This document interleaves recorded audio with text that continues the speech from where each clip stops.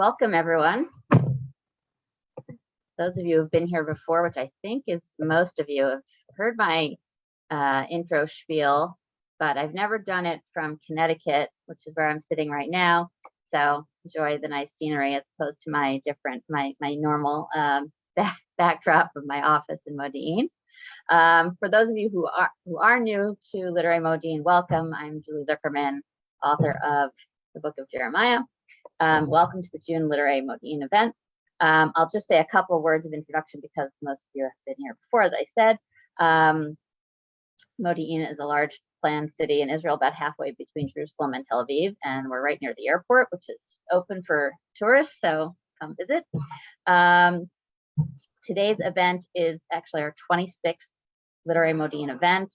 I can share my screen for a second so you can see a few of the other authors of books we've hosted. We have some of those authors with us here today, so welcome everyone. Let's see, scroll down, you can see our three books from today that are being featured right here. Tomorrow I'm going to send around the link to this recording as well as the link to where you can find info about all of the books from authors we posted and how you can get their books. The format of today's event is that each author will speak for 15 minutes and then we open it up to questions. We have a large attendance, so everybody's on mute, but you can put your questions in the chat box, and if you have any technical difficulties, just send a private note to me in the chat. We're broadcasting this live on Facebook, so in Literary Modiin, so feel free to start a watch party. And let me introduce our first author. Michal Lemberger's debut collection, After Abel and Other Stories, was a National Jewish Book Award finalist, honorable mention for the American Library Association's Sophie Brodel Medal, finalist for the Goldberg Prize for Debut Fiction, and a National Jewish Book Club pick. Her nonfiction, journalism, and poetry have appeared in many publications and journals, including Slate, Salon, Bellevue Literary Review. She holds an MA and PhD in English from UCLA and a BA in English Religion from Barnard College. Yay, Barnard. She has taught the Hebrew Bible as literature at UCLA and the American Jewish University. She was born and raised in New York and now lives, writes, and teaches in Los Angeles with her husband and 2 daughters. So, Michal, I'm going to spotlight you and take it away. Hello, Julie, thank you for having me. Thanks everybody for being here. I'm very excited to appear with both Rena and Jai. I wanted to actually comment on my bio because every part of that bio reflects how I got to write this book, which is that I did my PhD in biblical literature and contemporary American poetry. I developed an interest in that material, both from my childhood and from my undergraduate experience at Barnard. I moved from New York to LA, which means that I have both an insider and outsider sensibility within my own life. And I have 2 daughters, which is important because the first story I wrote in this collection, which is what I'm going to read from, is Lot's wife. And I'm sure many of you recall the story of Sodom, which is that God decides to destroy the city and agrees to save Lot and his family because they are related to Abraham. But meanwhile, some strangers, meaning the people who are going to save Lot and his family, come to the city, and the townspeople come to the door and demand that they give over the men, the visitors. Lot's reaction, which is not made much of anywhere, not in Jewish commentary, not in Christian commentary, is to say, don't take the men, take my daughters. That is really quite a shocking moment for, I think, contemporary readers. It certainly was for me. And the reason I put the fact that I have 2 daughters into my bio is because it's because of those 2 daughters that I wrote this book. So I was teaching Bible is literature, as my bio said, for many, many years. And one of the things that happens when you're teaching is your material becomes second nature in a way. So I was walking around in my 21st century life, and at the same time, I had this ancient Near Eastern material just floating around in my head, very immediate to my life, very immediate to my sensibility. And I had been teaching it for long enough that I wasn't reading it for the first time. I wasn't reading it for the second time. I was reading it for the fifth or sixth time. And eventually it seeped in so deeply that I was like, oh, wait a minute. I know how that goes. And that is literally the way I came to write the first story, which was Lot's Wife for this collection. I was lying on my bed, reading The Hunger Games, excellent book, highly recommend it. And I sat up bolt upright. Oh, I know how that story goes. Because what occurred to me was, if somebody tried to do that to my children, offer my daughters to a mob, I know what I would do. I would burn the town down. So that's what Lot's Wife does in my version.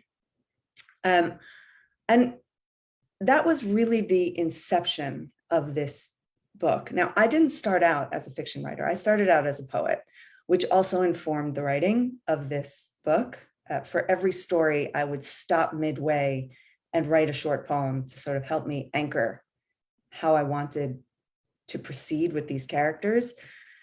But it was really my husband who encouraged me to turn this into a book, because I took him the first story. I wasn't a fiction writer. And I said, what do you think? And he said, this is really good. You should turn it into a book. And I laughed and I said, ha, ha, ha. I'm not a fiction writer. I have a story. Not sure what I'm going to do with it. And a couple of months went by and he kept bothering me. So have you written another story? Have you written another story? And then Purim was coming and he happened to ask at the right time. And I said, oh, you know what? I think I could write another story, because what I noticed was that the character of Zeresh, who is Haman's wife, has this moment at the end where it seems clear that she knows what's coming before he does. And when we read the very end of that story, as many of you know from the Megillah, Haman and his sons are killed, but it doesn't say that she's killed, which means that this is really a Shakespearean tragedy. She is part of the plot to bring down Mordecai and the Jews, and her punishment is that, clearly not Shakespearean, that she dies, but everybody else dies, and that she sees it coming. It's her own hubris, her own desires that bring around about the end that she can see. And then what's worse than being the person who's left alive after your entire family is gone? So I wrote that story. That was a harder story to write. And then I took it to my husband and he said, well, you know, if you're going to write a book about biblical women, and notice it's already become that I'm writing a book about biblical women, you have to write about Eve. And I said, oh, I think I could write about Eve. So then I wrote the story about Eve. And then I didn't know what to do. And I ran into somebody who went to Barnard, which is really how one of the ways this came into being. And she was running a small publishing company at the time, but I was actually looking for an agent. I didn't really know how to go about being a fiction writer. I knew how to be a poet. And she said, I'll take a look at your stories. And in the meantime, I was working on another story. I had written the essay that forms the final sort of chapter, the afterword for the book. And I said, okay. And in my mind, she was going to help me find an agent. And she read the stories and she was like, okay, I want to publish these. And I thought, it's not supposed to be this easy, but who am I to say? So then I had to write the rest of the book fairly quickly. And I did. And here it is. So I'm going to read a little bit from Lot's Wife. And then if I have some time, I'll talk a little bit more about, I guess, the book and the process. So this picks up, this is from the story Lot's Wife, and it picks up after they've escaped from the city, Lot's wife and their two daughters. The girls took off, sprinting like gazelles across the flat land. She followed behind, going as fast as she could, the heat from the blaze growing stronger on her back. Soon, she could barely see her daughters in the distance, just two slender forms moving easily through the night. But her ankle throbbed. Her breasts pounded painfully against her chest with every step, and she struggled for breath. Keep going, she told herself. Get them to safety. Save your children. Eventually, she felt the ground change beneath her feet. She had run past fields, her husband's, and others. The earth was harder, paler in the brightening moonlight than the rich soils of the plain. She was getting closer to the lake. They wouldn't be able to stay there out in the open, even on a warm night like tonight. They'd have to go further, up into the foothills, but she felt safer now that she had run this far. Up ahead, she could see her daughters, the surface of the water winking behind them as they waited for her to catch up. But she couldn't take another step. She was too tired. Her breath caught with every inhalation. She worked hard every day of her life, but she had not run like this since her own childhood, when there was time for games, when she and her brothers and sisters ran through the flocks, teasing the animals and running away before they could get hurt. Bending over, her chest heaved painfully. She rested her hands on her soft thighs. Her whole body seemed to be trying to breathe. Even her arms and legs shook from the effort. Standing back up, she reeled as the blood rushed away from her head, sent her body staggering, and turned her to face the way she'd come. The plain stretched out behind her. In the distance, a few small figures scuttled away from Sodom, which was still burning higher now than she ever thought possible. Only then, as she watched those tiny human shapes, did the truth of what she had done hit her with its full force. Those were her neighbors, people she had lived among for decades, ever since Lot brought her here, one child on her hip, another in her womb. Images of the life she had led, of her husband and children, passed quickly through her mind. Then others, her friends, the courtyard she'd claimed as her own, the bed she had shared with one man since the age of 12. It was all gone. Her husband, who would have whored his own daughters out over some foolish sense of pride, he was in there too. And though her rage still flared hotter than any fire, she felt in that moment what it was to lose an entire life, her own history of love and of loss. For the first time, she saw what her hands had wrought. I have killed, she thought. I have killed and I have destroyed. She had to repeat it aloud a few times before she began to believe it. I have killed today. I have killed to save my own. It was only in that moment, when her body struggled to reassert itself and her mind fought to align her pride at having saved her children with her grief at losing everything she still held dear, her whole valued life, and horror at what she had done, that she started to cry. Huge dehydrated tears poured down her face. Heaving sobs racked her body. She shivered, cold sweat mingling with the heat of her long run, and she sank down, crying harder than she had ever cried before, harder even than the morning her own mother had sent her away into her new marriage and the long life ahead of her. She could see her girls walking toward her, and though she didn't want them to see her cry, didn't want them to doubt what they had done, she couldn't stop. Something had opened within her. Try as she might, she could not close it. Stand up, Mama, one of them said. You have to keep moving or your muscles will seize up. And she would. She would get up. She would let her daughters, each as tall as she was now, half carry her along the lake shoreline and up into the hills. She would find a cave for them to stay in for the night. Her girls, curled around her like lambs, would collapse into an exhausted, grief-stricken sleep. She would wake the next morning to explain to her bewildered children that they could never return to their homes, that they would have to forget all they had ever known, even their father, and look only to the future.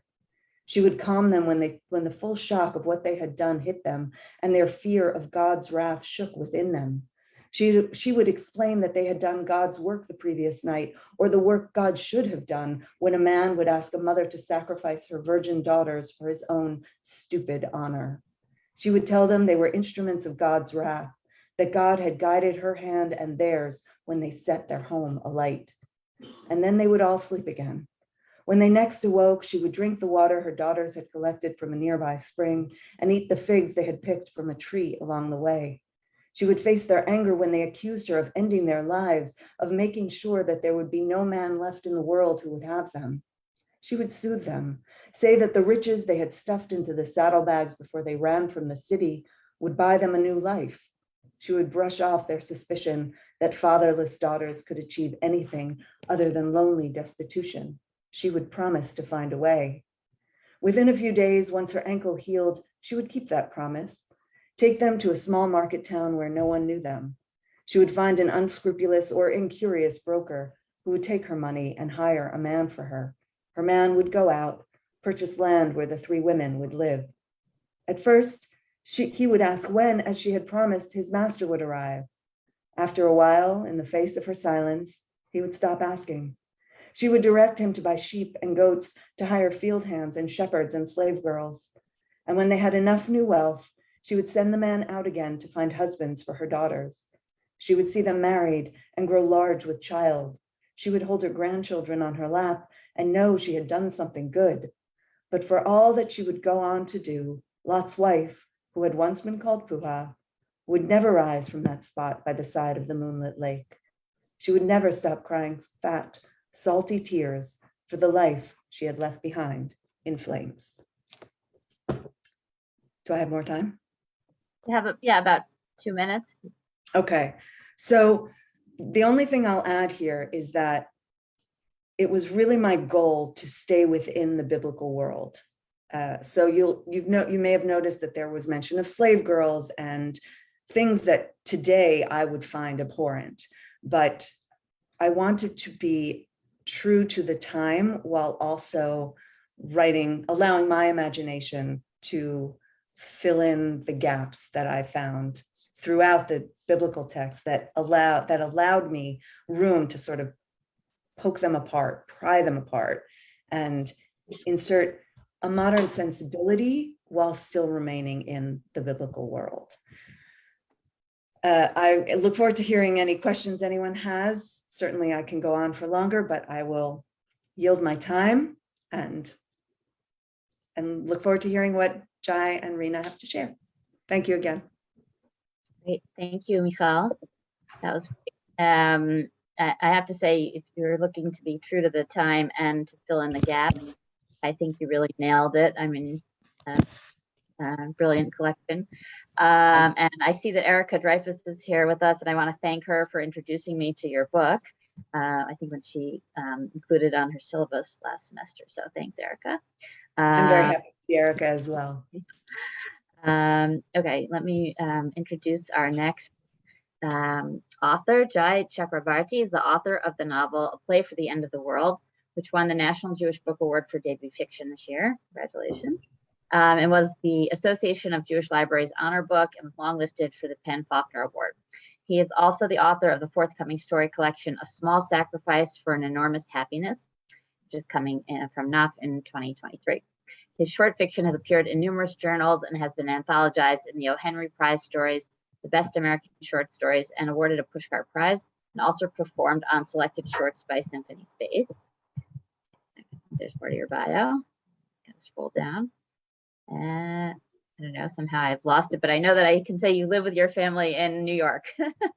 Yeah, I think you India, and you now live in New York. So you got it all. Yeah, thank you so much. Thanks for having us here today, Julie. And what an exquisite reading, Michal. That was just beautiful. And looking forward to hearing your work, Rena. So I'm gonna play a short 4-minute video that gives an introduction to my book, A Play for the End of the World. And then I'm going to talk a little bit more about the genesis of it, which in fact can be traced back to Israel. So I'll talk a little bit more about that story after the video.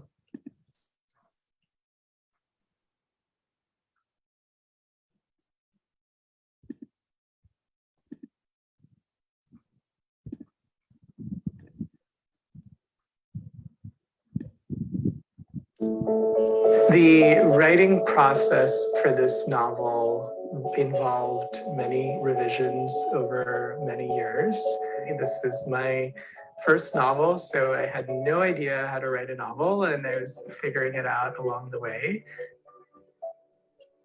This is a story about two people who fall in love despite the history of their traumas And despite all of the counter forces that are conspiring to pull them apart, and it's the story of how they figure out how to navigate those tensions and whether it makes sense for them to be in partnership. This is also a historical novel, and it's a story about a play that was performed in an orphanage in the Warsaw Ghetto in 1942, and how that play then gets performed 30 years later in a village in India, and how the performance of that play ends up changing the lives of villagers who are fighting for their lives, who are fighting for their right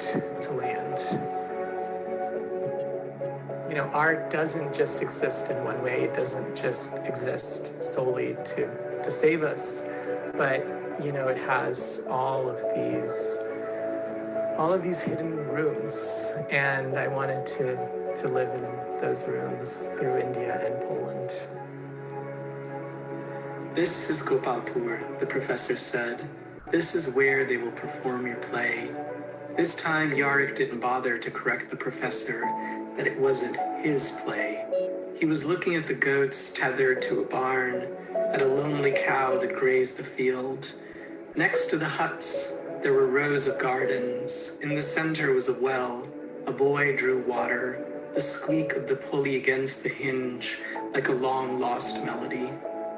For a moment, he tried to imagine her here with him, making a hut of their own.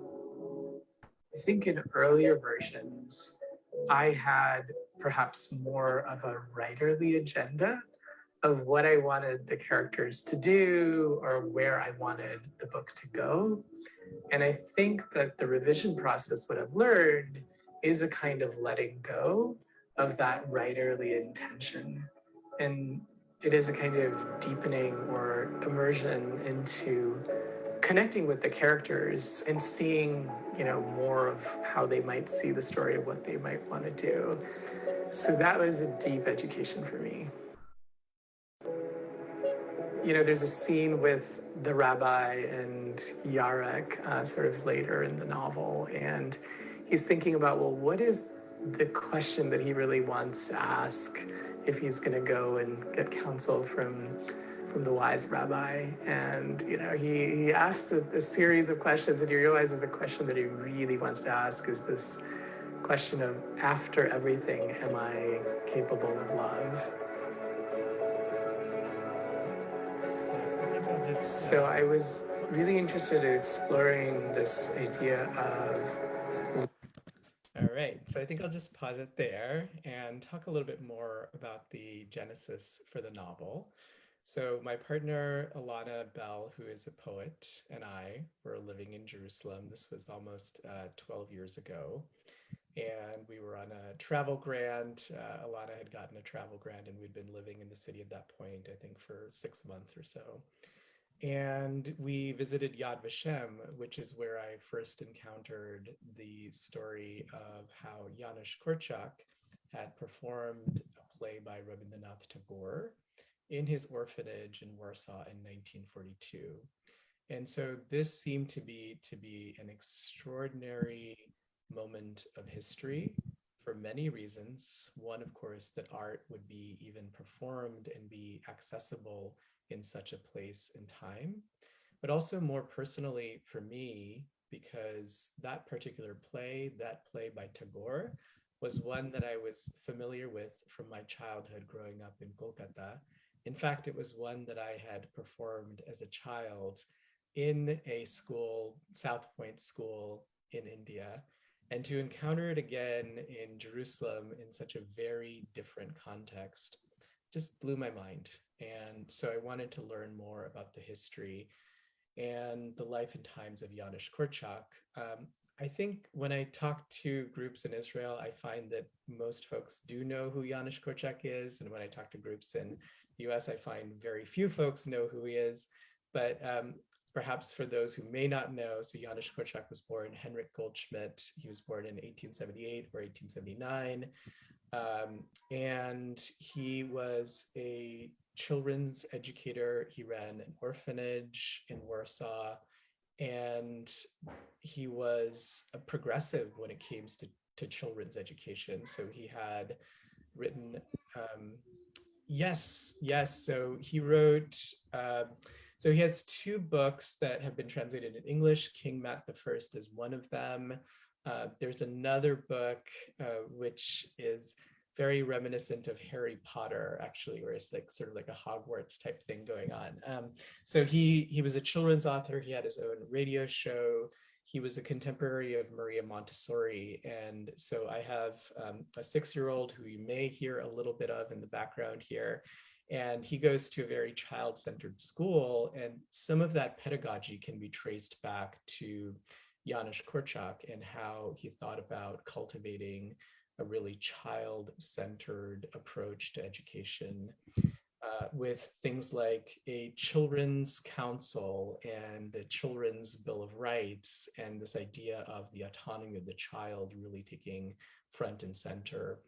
And so for him, it was extremely important for his kids to have a greater sense of agency as to how they were approaching those times. And so performing this play together, staging it, gave them a way to imagine a very different place. He writes in his diary about how his kids are thinking about elephants and lions and tigers in India. India was, of course, a very far away place to his kids at the time, but also the themes of that particular play would have been very resonant for his children as they were enduring the ills of the Warsaw Ghetto. So as I learned more and more about this, I got to go to study with some scholars of the Warsaw Ghetto during my time in graduate school. I also then connected it to more of my own personal history. So while my partner Ilana is the granddaughter of Holocaust survivors, I'm the grandson of refugees who crossed over from Bangladesh. And so part of the story, the second half of the story, takes place in India, and it involves refugees who have crossed over the border and who are trying to make a place for themselves. And so it is a meeting of cultures. It's also a love story. And I think I will pause there. And if you have any questions, I'm happy to answer them later. And I'm looking forward to hearing Rena. Great, thank you, Jai. I loved what you said. I think it was in the video about that art doesn't exist to save us. It has all these hidden rooms. I think that's a great statement. Okay, so let me introduce our third author. Rena Rossner is a literary agent at the Deborah Harris Agency based in Jerusalem, Israel, which represents Israeli, Palestinian, and other internationally based authors. She's a graduate of Johns Hopkins University's Writing Seminars program, studied at Trinity College Dublin, and holds an MA in history from McGill University. She's the author of the cookbook Eating the Bible and the novels The Sisters of the Winter Woods, The Light of the Midnight Stars. She hails from Miami Beach, Florida, and currently lives in the Jerusalem area with her husband, 5 children, and their hug. So Rena, spotlight you and take it away. Hi, thank you so much for having me. I hope we get to have a little bit of a conversation, between the three of the authors here, because I think there's a lot of connection, even though our stories are very different. I think we're dealing with a lot of similar themes. So I'm just going to jump right in because I've got a lot to say. I hope I'll have time to also read a bit from the book. I'm going to start with a quote. So here we go. Fairy tales are about trouble, about getting into and out of it. And trouble seems to be a necessary stage on the route to becoming. All the magic and glass mountains and pearls the size of houses and princesses beautiful as the day and talking birds and part-time serpents are distractions from the core of most of the stories. The struggle to survive against adversaries, to find your place in the world and to come into your own. That's a quote from Rebecca Solnit's book, The Faraway Nearby, in which she also mentions the fairy tale of the wild swans. Not going to get into that because it's not so relevant, but it's a story about a sister whose 11 brothers are enchanted. They're into swans, and she has to knit nettle shirts in order to, flip the enchantment. And the youngest brother, she doesn't finish knitting the last shirt, so one of his arms remains a wing. Anyway, but for Rebecca Solnit, the most poignant part of the story is the heroine, basically, who nearly dies of being unable to tell her own story. And I think that that's one of the main reasons that I write the stories that I write, why I combine history and fantasy, because so many women in history died without being able to tell their own stories, specifically women, also men. I try to reclaim those stories, many of which have been lost to us. And one of the only ways that you can do so is sort of by making it up, which in essence, all fiction is fantasy, right? Like, even if it's, historically based. So in The Light of the Midnight Stars, which is here, I have two quotes that I use as epigraphs in the beginning of the book. And I wanted to start with those. One's from Ursula K. Le Guin. To find a world, maybe you have to have lost one. Maybe you have to be lost. The first line of the fairy tale Boys with Golden Stars, which is a fairy tale that I found in the Violet Fairy book. There's a series of fairy books that were collected actually by Andrew Lang out of the UK. So once upon a time, what happened did happen. And if it had not happened, you would never have heard this story. And originally I even had a third epigraph, which was by Rebecca Solnit, who I originally quoted. What if we like the brothers to be swans and the nettles not yet woven into shirts, the straw better than the gold, the quest more than the Holy Grail? All of these quotes really spoke to me and spoke to what I was trying to do in The Light of the Midnight Stars. I started with a place, Romania, which is where my grandmother was from, and a question to find out why my grandmother lit Shabbat candles in the closet every Friday night. I thought certainly I would find that my family's roots came from Spain, Portugal, right? One of the places where many conversos or crypto or hidden Jews came from. And that was not what I found at all. The more research I did, the more I found out that my grandmother's world was a lost one. And I was lost in trying to figure out her story and how to tell it because no one wrote it down. The unexpected places I ended up in my journey to find this tale is what became The Light of the Midnight Stars. The line that I quoted from Boys with the Golden Stars felt like a call to action. Once upon a time, what happened did happen. And if it had not happened, you would never have heard this story. So what happened? I had to find out. I never figured out why my grandmother lit candles in a closet. But in the end, the journey I went on was more important. By the time I came around, my grandmother was lighting Shabbat candles, on a sideboard in the middle of the table. But my father and his sister swear she used to light candles in a closet. In my first book, The Sisters of the Winterwood, which is also historical fantasy, I knew I wanted to tell Christina Rossetti's Goblin Market poem. And so that was where my story began. I'd started writing it. It was set in some fictional town in France, and my book didn't have a soul. And I remember waking my husband in the middle of the night one night and saying, I have to put Yiddish into my book. And he was like, go back to sleep. What are you talking about? And I didn't go back to sleep because I'm in general an insomniac. And I started to search for what town to set this Yiddish fairy tale in. And that's when I found Dubasary, which was on the border of Moldova and Ukraine that my mother's family came from. And that was the shtetl where I set my first book, The Sisters of the Winterwood. There's a glorious moment when you find that thing that you've been looking for, and you know that you found it when you're doing research, because it's like the world pauses on its axis for a moment.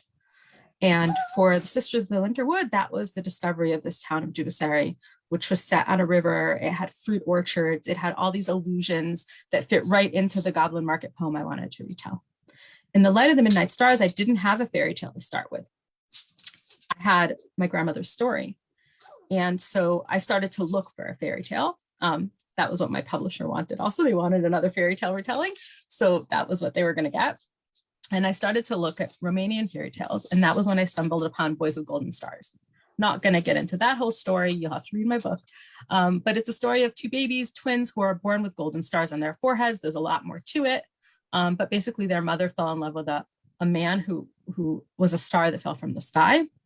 And I was excited by the idea of golden stars, right? Jewish stars, golden stars have been associated in Judaism with positive and negative ways, right? On the one hand, there's a star on the Israeli flag and Magen David, and that sort of thing. On the other hand, they were also a symbol of oppression and tragedy, right? The yellow star has negative associations for a lot of people. So I began to look into Romanian folklore, legends, myths, anything I could find that had anything to do with stars or candles.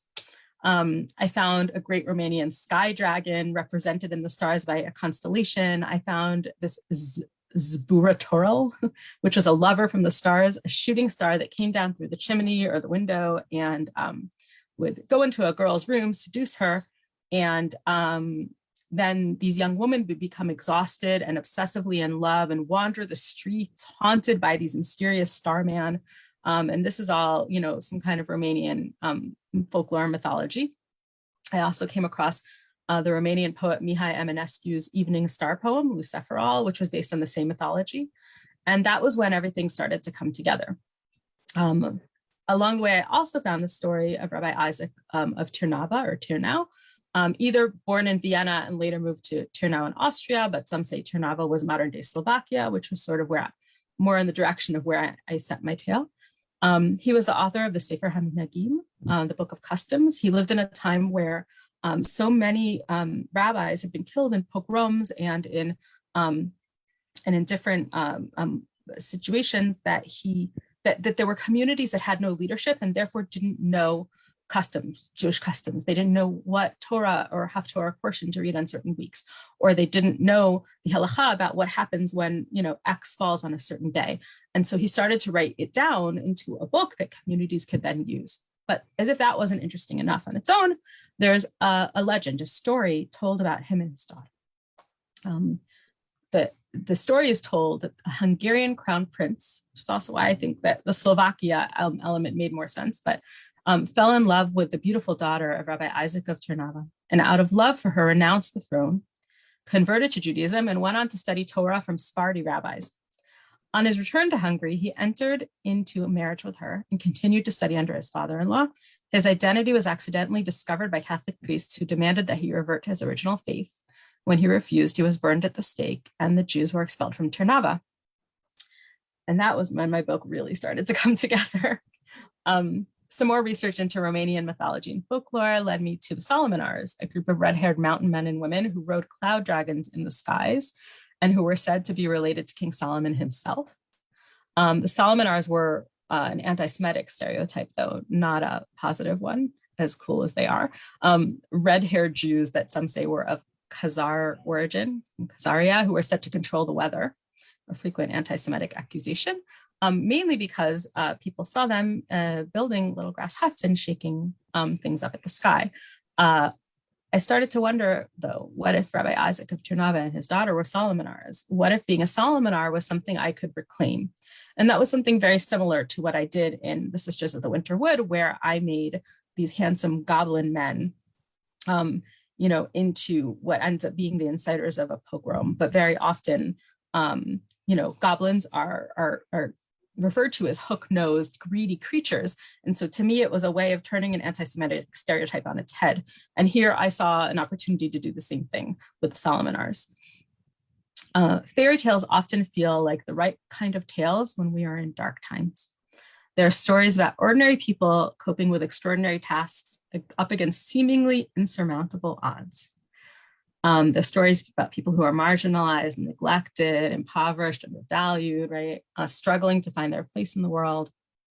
Fairy tales help us cope with darkness because they show us how to come out the other end of a seemingly impossible circumstance or seemingly fantastical circumstance, right? Through simple skills like persistence, resistance, innovation, the power of kindness. Fairy tales show us that the dark can be defeated. And if we listen closely enough to the stories, they can give us the tools that we need to do so. That was what I wanted to write about. We tend to like fairy tales, I think, also because we know that the hero or heroine will survive. And that gives us hope that if we were in a similar, seemingly impossible circumstance, that we might survive too. For me, the past is full of all kinds of unpredictable things, but by definition, that means that the future is going to be full of all kinds of unpredictable things too. And often the past sometimes feels like a fairy tale. depending on who tells the story, can be much darker and more unpredictable than was expected. But the present is sometimes like that too. And I think that in fairy tales and novels based on fairy tales, we have the ability to sort of change our fate in novels in general, to write the past, present, or future in whatever way we want to write them, to see the past, present, or future that we wish to see, the world as we want it to be, and not the world as it is. And so that's a little bit about why I wrote The Light of the Midnight Stars. And I think my timing's okay and I can read a little bit. Just going to read from the beginning. There was a time when everyone knew about Trnava. Once it was a bustling market town that sat at the crossroads between the Kingdom of Poland and the rest of Bohemia. Once, the King of Hungary, Charles I, visited the town and conducted important negotiations there. But there are stories you don't know, stories the residents of the town like to keep secret. If you listen closely, sometimes you can still hear the old stories whispered. Legends about Trnava and the people who lived there, about the great forests that once surrounded the town. There are tales of red-haired mountain men and women who could work miracles, of a people who could trace their lineage all the way back to the great King Solomon himself. Tales of a people who kept to themselves, who lived in a tiny quarter of the city of Trnava where they built their own house of worship. They say that on the ceiling of their synagogue, there were 1,000 tiny stars. There are stories told that the congregants who worshipped in the synagogue could work miracles, that the oldest among them could fly cloud dragons in the sky. It is said that when the black mist spread over the Kingdom of Hungary, these people were the only ones who fought and didn't flee. But the real story is much more complicated than that. It is the story of a people who forever lived at the edge of others' kindness and yet still found a way to thrive. It is a story of a family that survived and of 3 girls who, when faced with unimaginable tragedy and impossible odds, did what they had to do, even though it wasn't what was expected of them. Some say they were just an ordinary family who lived in an extraordinary time. But I know the truth. This is the story of the black mist which swept through the Carpathian Mountains on the wings of a black dragon. Some say they can still feel it when they touch the trees, in the rich black sap that runs down to the roots, to the rot that's buried under the ground. Despite the beauty of the trees and the crystal clear waters of the lakes and the incessant babble of the rivers and streams, the mist still carries its echo. The animals feel it in their bones. It could return at any moment. Once, Trnava was a village like any other village. It was made up of brick houses, a town square, large wooden churches, a small synagogue, a fortified wall that surrounded the town, and a river named the Trnavka for all the thorny bushes that lined its banks. Once there were 3 different forests around the town of Trnava, the Senkwicki wood, the Kralowski wood, and the ancient Satu Mare, which once stretched all the way through the Kingdom of Hungary until it reached the Sinkavece forest, right on the border of Wallachia. Strange things happened in those forests, things that nobody liked to talk about, but everyone did. There was a saying that was popular in the region once, and some still whisper it even today. Do not speak of the forest, for it will remember your name. But that is another story for another day. Thank you.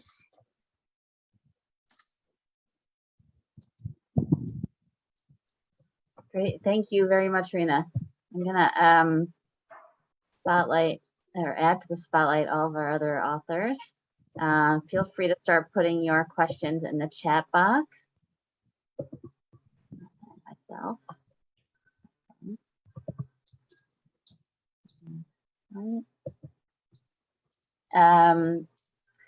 In the meantime, for anybody else asks questions, I have a few questions, and feel free to ask each other questions. I love the way you called it, Rena, the glorious moment, because all 3 of you kind of touched on it in your talks about that light bulb going off or saying like, oh my God, I have to write about this.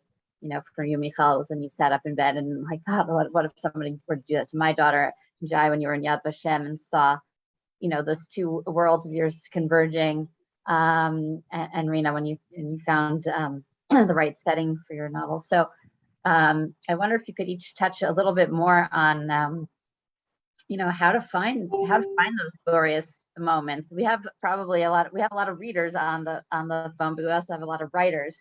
So you have any tips or suggestions for people, how to look for and find your glorious moments, your places of inspiration?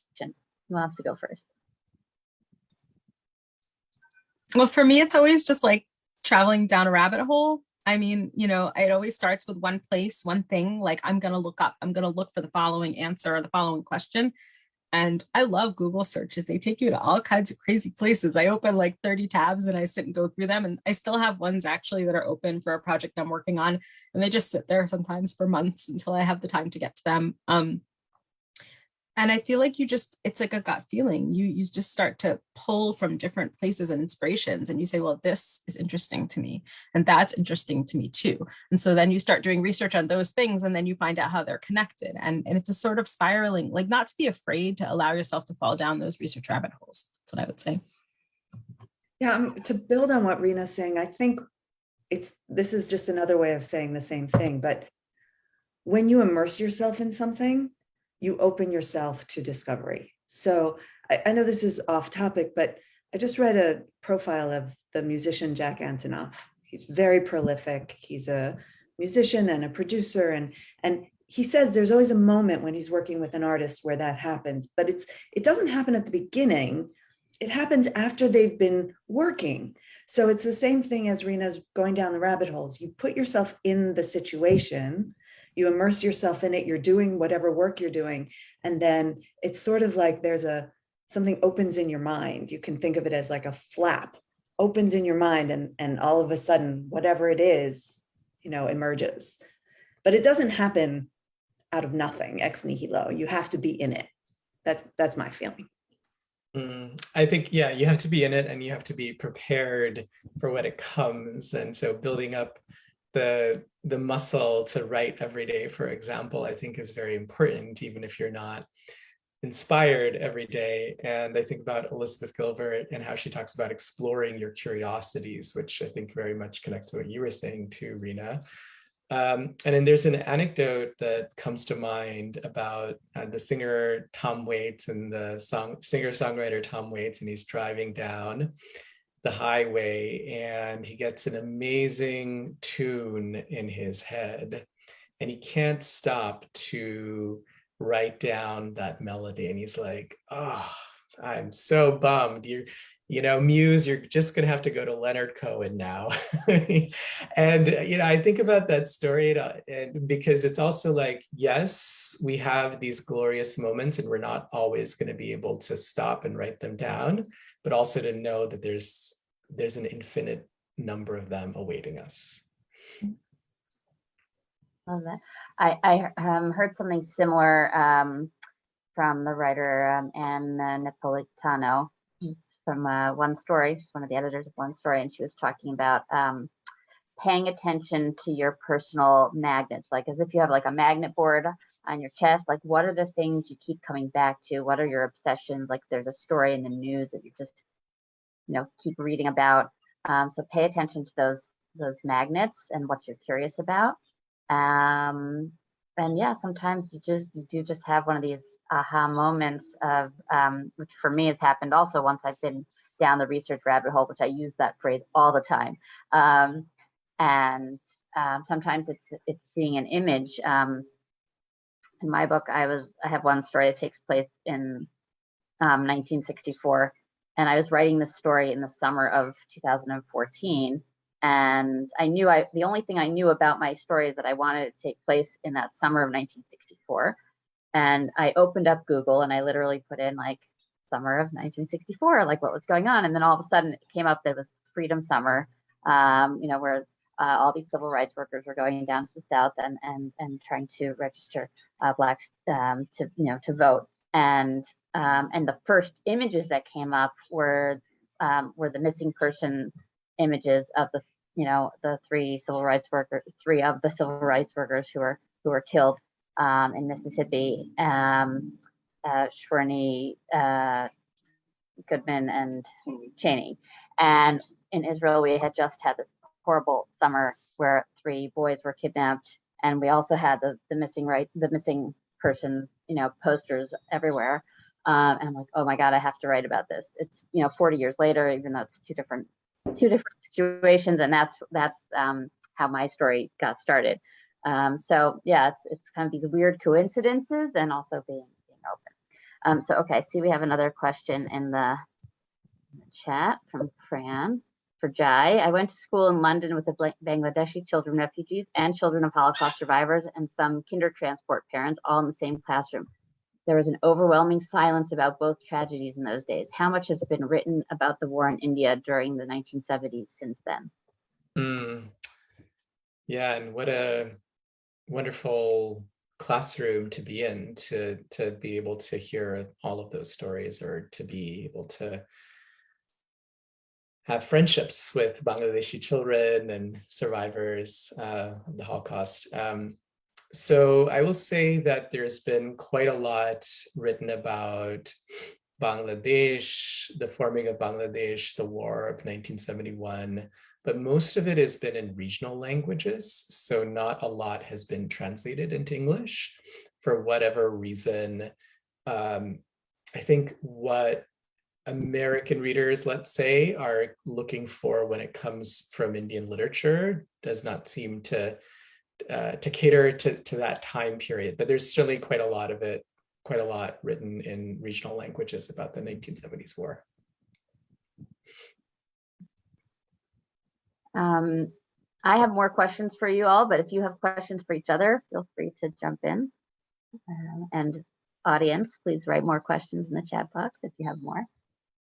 I don't know that this is a question, but Rena, I really love that quote from Rebecca Solnit that didn't make it into your book. That one really spoke to me. Thank you I've seen it, but flew right out, and I'm really happy to have it, reintroduced into my mind. So thank you for that. Yeah, my pleasure. It's always so hard to, what? Can you reread it for a second? The small one you meant. Yeah, the shorter one. Hold on. The shorter one. I'm geeked out. I'm like, yes. Oh, it's fantastic. It's fantastic. Yeah. What if we like the brothers to be swans, and the nettles not yet woven into shirts, the straw better than the gold, the quest more than the Holy Grail? Yes, for sure. I mean, I'm especially drawn to that idea of the straw better than the gold and the quest more than the Holy Grail, because it really seems like that those two encapsulate sort of like the difference between sort of the Jewish perspective and a more sort of Christian, larger world Christian perspective, whereas where the Christian perspective is very much what is at the end, what do we have at the end, whereas this is all very broadly metaphorical, of course, but right, the Jewish perspective really embraces more the process, the getting there, the process. And so I think that's really sort of also speaks to some of the themes that came up in all of our work, which is fantastic. I think that it's one of the hardest things to embrace when you're a writer is the process, because and I find it like, I hate writing. Like I can't live without it. And if I don't do it every day, I get depressed. And I'll suddenly be like, why am I so sad? And I'm like, oh, I haven't written in 3 days, or in a week or a month. Because sometimes I'm really busy agenting and I just can't, and one of you spoke about finding time to write every day. Like I think it was you, Jai, the finding time to sit like butt in chair and like and exercise that muscle. That's what you said. And it's true. Like if I used to be able to write at night, but now that I don't know, my kids are older and they're teens. And so they're up at night. So the house isn't necessarily quiet at night. So now I usually write in the morning. I get up, I get whatever kids are in the house that can be out of the house out, and everybody else is usually sleeping. And so there's quiet, and I have to write first thing in the morning, and I'm not a morning person, but if I don't write for that first hour of the morning, then I don't write at all. And it's learning to embrace the process. Right now, I have a lot of unfinished books. I don't have a finished book. I have one book on submission, which is in a different genre than my current novel. I'd also love to hear, I don't know if you guys want to share what you're working on next and that sort of thing. But I'll share quickly that I'm working on I have a novel I wrote about Hannah Senesh, which is out on submission, a YA novel in verse. That is not finding a tremendous reception in America. I think that Janusz Korczak, I think a lot of people have no idea who Hannah Senesh was in America. And it's just not, I don't know. Yes, I agree. We need more books about Hannah Senesh. And so I'm working on an adult fantasy novel, similar in vein to the 2 books that I have out already, that would be more a story or a retelling of one of Rabbi Nachman's Sipurei Ma'asiyot, his tales. There's a tale called The Lost Princess, which is Rabbi Nachman of Breslov's one of his stories. His stories are amazing because they were written about 100 years before Isaac Bashevis Singer, and they were written in Yiddish and in Hebrew bilingual editions so that women could read them too. So that sort of fits into like my oeuvre. And I'm enjoying the process. And I enjoyed the process also of writing the Hannah Senesh novel because they opened the archives of all of her letters. They used to be owned by the family, but in November of 2020, it was all transferred to the National Library, and you can access everything now. And I enjoyed the process of reading every letter, and not every letter became a poem, and some did and some didn't. Some were in her, but enjoying the process and not being stressed out about finishing it. Like, this project could take me a year, it could take me 2 years, right? But I think that there is a lot about enjoying the process, and it's something I need to tell myself all the time. Enjoy the process more. Don't think about the finished product and like when you're going to get it to your agent and when he's going to sell it, right? Like, it's okay to enjoy the process too. My process involves a lot of crying in the kitchen. Try to enjoy the process. Not it's okay. Like, that's the goal. Go ahead. What are you all working on? Jai, I'll let you go first. You've been quiet for a while. Oh, sure. Yeah. So I've got the collection of short stories coming out next year, also published by Knopf. And I think there was a question in the chat. Yes, my time in Israel did inform that collection as well. So there's some stories about Indian and Jewish characters, the meeting of both cultures, races, certainly do take part in that collection as well. And I'm working on a new novel, so I'm about halfway through the first draft. I'm actually not working on a novel right now. I have another project that I'm working on that it's sort of too new, and if I talk about things too much, I don't do them. So I'm gonna just say it's not necessarily Jewish related, and it's not a novel, but it's an interesting new avenue, and we'll see what comes of it. I guess that's what I'm gonna say. Yes, there's some that are happy to talk about it.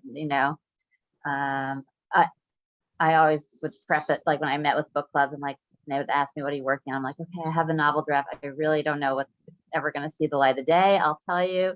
And now I've kind of put it away for a while. And I don't know if I'm going to do anything with it, but I still get these questions now, like, so what's happening with your, coexistence novel? I'm like, I don't know. Anyway, so maybe you're committed at that point. What? It's like you're committed at that point to finish. I know. Even though I give it all these caveats, like, I don't know, but we have these bugs in our brain, right? That's what you talked about, Julie, right? These things that you're always interested in, or that you can't let go of. And I know that I don't know how Rabbi Nachman's story in The Lost Princess will be a part of one of my books. It may end up being a very little part, but it will be a part of something at some point, right? Like, we all have those touch points that you're like, this is something I keep returning to. I found an old journal of mine that I'd written all this stuff about when I first encountered Hannah Senesh when I was like 11 or 12 years old, so like that was something that has been with me for a very long time. And now I was old enough to be able to be like, okay, I'm going to write it, Yeah. You have a question, Michal, from Pessy. Okay. All right, so wonderful, Michal. It seemed so good that you showed your story to your husband and his continued encouragement. I wonder to what extent others here had some similar kind of support, or do they feel it's best to remain with their ideas rather than share? Well, so I just want to say, first of all, he is the only one I share with at the beginning. I was in a writer's group, so I showed it to him, then I showed it to the writer's group, and no one else. It was I really do have to keep things very, very close, not because I'm superstitious about letting it out, but because I know myself well enough to know that once I speak it, I've done it. I don't feel the need to follow through. So if I really want to follow through with something, I have to not open my big pie hole. But I'll open it. Yeah, that's all I was going to say. I don't share anything with my husband. Like we talk about parts of my writing, or I'll be on a certain scene and I'll share, but he's not a big reader. Like he reads a lot of nonfiction, actually, not a lot of fiction. And so he has eventually at some point read both of my novels, because it'd be embarrassing if he hadn't. But I don't really have critique groups. It's hard for me because I'm an agent. It's very hard to have a critique group of people who feel like peers. I do have a couple of friends who are agents and also authors, but we're usually too busy to share material with each other, because if you're an agent and also an author, you're a very busy person. But I do have some trusted friends that I eventually will share first draft with, because everybody needs that. And you need, the criticism, and you need people who you can trust, who whatever they say, you're not going to get insulted, and you're just going to trust it to be sound advice. And then eventually I show it to my agent, and then he gives me comments and that sort of thing. But I know that there are writers that have amazing support networks and critique groups and that sort of thing. It's a bit harder when you're an agent to kind of have that impartiality, I feel. Yeah, I can see that totally being a conundrum, Rena. So I think I mentioned my partner is a poet. So I am really lucky to be able to have her as a first reader, Alana Bell. So I do share my drafts with her. That being said, I don't share until I feel like I've really hit my head against the manuscript so many times, and that there's really nothing else that I can do. So I think it's very important for me that I get to a place where I feel comfortable to share it, even with her. And then I am part of 2 writing groups. So I'm part of a writing group from kind of like my MFA community, and I'm part of a writing group of folks who are a bit older than me, who have all won prestigious prizes. And so I feel like being with them, I don't know, it changes my perspective toward writing in some way. And so we meet once a month. And I think I totally encourage that. I encourage everyone to be part of writing communities. I think it's so important and vital. Yeah, I should add, my husband is a television writer. He's a sitcom writer. So we like to joke that I write fiction and he writes about farts, but he's a very good reader. So I don't show him really first drafts. I don't show anybody really first drafts, because like Jai, you have to work it out a little first. You can't just give everybody your Anne Lamott, what Anne Lamott calls your shitty first draft, because I'm an editor. That's what I do, sort of part of what I do professionally. And so I do see people's drafts at that stage, but I always tell them, it's useful to go a little bit further before you get things to me, because you've worked things out and I might lead you in a direction you don't want to be led, or I might be responding to things that actually in your mind, they're already, you've moved away from. So for me, it's a good thing not to show anybody that first draft, just as it's a good thing not to talk about it. Also, for you as an editor, you don't really want to be reading people's really shitty first drafts, I imagine. Well, yes. I mean, I do. I tell them they can, but I also tell them they shouldn't. Right. There's a question in the chat from Fran about your approach to revision. How did each of you approach revision? Oh, because I put out a book of stories, each story had a different process. For some of them, it included lots and lots of note cards with like scenes and characters and how they fit together. For others, it was about free writing. As I said, I wrote a poem for each one. So it was very different for each story. Also, I was figuring out how to do it because I had never revised a short story before. So, it was all new. Yeah, for me, it definitely was also figuring out how to do it with the first novel. For me, the first draft is a draft of discovery. So I don't have an outline. I don't know where I'm going. And so understanding what my subconscious is interested in exploring is part of the excitement. I mean, that's a lot of the vitality of the writing process. So some of the best advice I got was from Michael Cunningham, where he said for the first draft, only allow yourself to read the last page and a half before you get to the end of the first draft. And that allowed me, I'm not doing this for my current novel, but at least for the first novel, it allowed me to have the momentum I needed to get to the end of the draft, because that feels like you've achieved something, you know, when you're like, oh, I've got a draft of a novel. And at least in my case, it was a terrible draft of a novel, and then I needed to do a lot of work. But then after the first draft is done, for me, it is really kind of understanding the structure. And I map out what are the structural elements of the novel, and start to figure out what belongs where. So in my other life, I'm a mathematician, and so I feel like that brain starts to come in, whereas the poet brain is really the one that's the first draft writer. I found that it's been different with every book. So my first novel, which like went to acquisitions a bunch of times but never sold, that was that novel that I sat down and every day I read the like last, I didn't even go back a page and a half, like last paragraph, and just kept going because I needed to show myself I could do it. So I totally identify with what you're saying about that. And then when I got to the end, I sort of tore it apart and put it back together again. That was when I was still using Word. Now I use Scrivener, which is life-changing, honestly. Yes, because you can move things around, and I would be cutting and pasting and cutting and then scrolling down to page 150 and cutting and pasting, and things would get lost, and it was a disaster. I don't know how I ever wrote like that. And so that story was told in 4 different voices. And so at some point I took the whole novel apart and then made a document for each voice, and then went through each voice to make sure that they were, you know, that the voice felt, and put myself in a different mood for each voice to make sure that the voices were distinct. And the truth is, The Sisters of the Winter Wood is written in verse and part prose. And Light of the Midnight Stars has 3 sisters, and each one has their own POV. And one of them sort of disintegrates into verse as her mental state sort of disintegrates.